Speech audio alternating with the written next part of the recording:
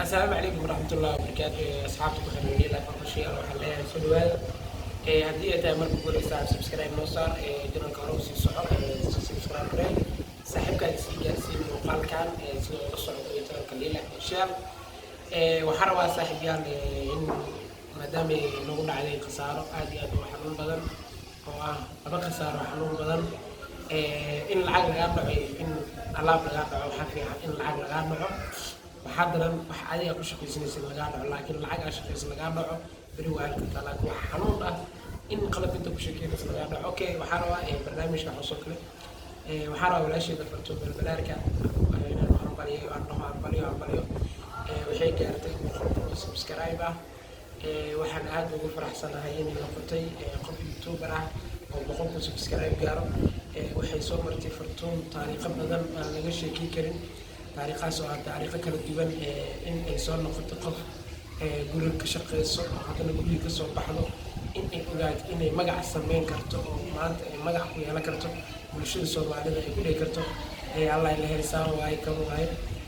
alxamdulillah waxay ku guuleysatay in ay noqoto youtuber waxay ka hoos baxday qof oo markaas ay ka hoos jirtay oo ahaa qof isagana youtuber ah aan ogoleen maanta heerka iyada gaartay inuusan gaaro ogoleen midaasna waxaa la dhihi karaa waa wax maanta iyada gaartay waxaan u sii hambalyeynaa saaxiibkayga dayax oo garab ku siiyey iyadoo cadow juujumaayo oo horay gadaal loo wadwado inuu garab siiyey oo janaalkeeda u kala kiciyey oo farihii ku qabtay waxaan usii mahadcelinayaa Axmed Faransa oo ah isagana wiil siiyey garab oo walaalkeeda ilma adeer ay yihiin oo isagana garab siiyey oo ka soo bixiyey meesha ay ku jirtay iyo afka ay ku jirtay waxaan leeyahay marka saaxiibyaal kolley idinkana waa ujeedin fartuun maanta heer fiican ay gaartay heerka ay gaartana waa heer lagu faraxi karo maahan in aad ka soo horjeesatid walaashaada ama walaalkaaga horumar uu gaaray markuu qofka xifaartan kula dhexeeyo waa wax goonay laakiin hadduu uu yahay qof ogol inuu isaga horumar uu gaaro waa qof la dhihi karo qofkaas waa qof rajeynayo in mustaqbalka horumarka la sii gaaro waxaan leenahay fartuun hambali ambaay boqolkuna subscribe gaartay sharuudda koowaad aad buuxisay waxaan leenahay hore u sii soco xaniid jabin meeshaada la sii wad waxa usoo dulqaadatay cay badan usoo dulqaadatay dagaal badan usoo dulqaadatay dad badan inay ku dheedeelaan wax badan usoo dulqaadatay qofkana maanta hadduu rabo inuu horumar gaaro wuxuu horumar gaari karaa in uu biyo qaado wax walba isugu dhacayo sidoo ku gaaro rajada uu ka leeyahay nolosha uu ku sareyso inkastoo ay tahay hadda nolol oo iyada hadda meesha dhexdhexaad ay joogto balse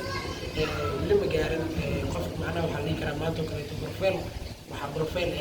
qofka markuu noqdo kale madaxweyne oo kaleeto waa meesha ugu sareysay waana darajada ugu sareysay qof madaxweyne markuu xil gaaro marka waxaan leeyahay asxaabay idinkana wanaagsan tihiin aad iyo aad wanaagsan tihiin inta oo muuqaalkaan daawatay waxaan leenahay walaasheen hambalyo haddii aan nahay tiim leena official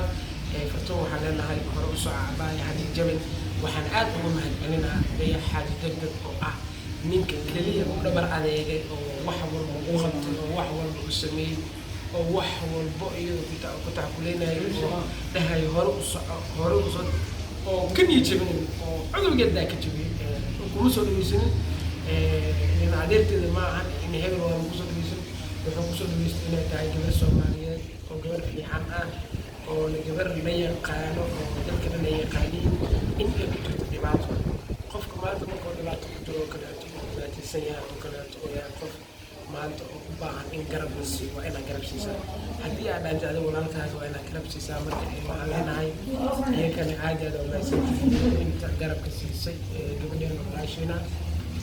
waxaan leenahay hambalyo marka hambalyo aan ku leenahay maadaama ay gaartay sharuudihii koowaad ay gaartay youtube-ka waxaana aad iyo aad uga faraxsanahay dad badan aa meel iska saartay xitaa qofka adiga maanta oo kulisaayo ku liidayo in aad meel saartay isaga maanta uu ka masiisan yahay heerka aad gaartay markaan waxaan ku leeyahay hambalyo kan ilaa ka soo baxay sidaas iyo asxaabta nabadgelyo